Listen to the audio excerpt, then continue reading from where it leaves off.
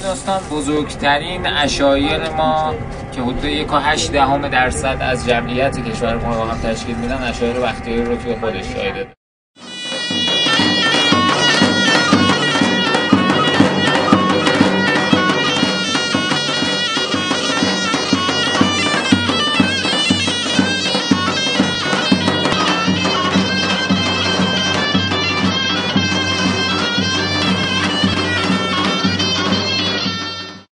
فروردین سال 1392 ساعت 8 با عزیزان تو هتل مار از علائم بارانخواهی هست. امسال هم سال مار هستش.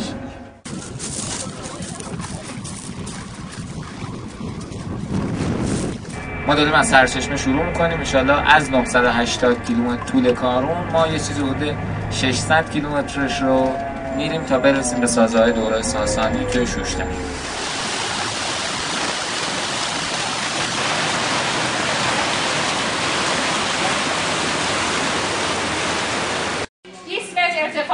185 متر ارتفاع دیواری سد هست.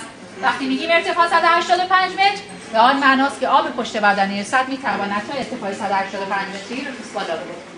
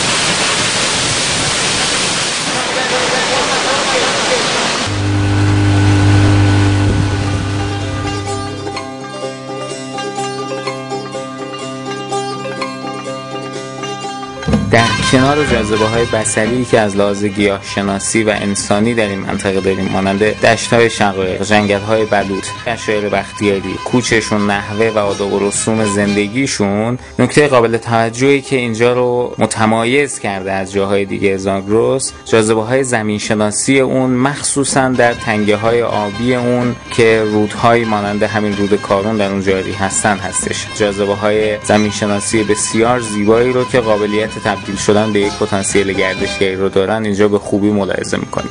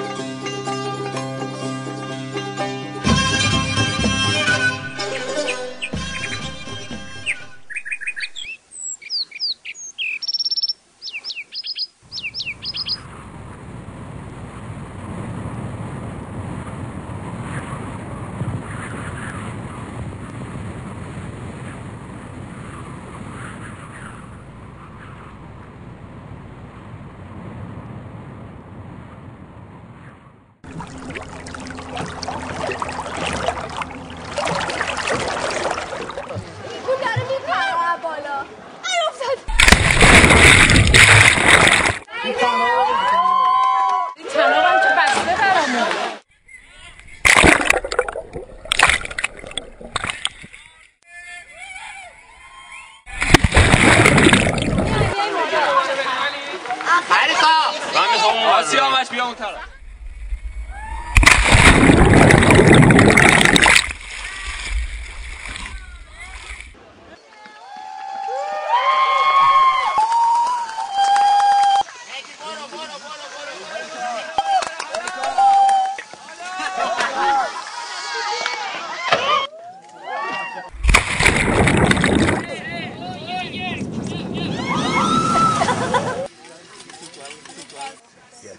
چای هستش؟ بگین آره لطفا میریزیم براتون. اسمش چی بود؟ جعفر.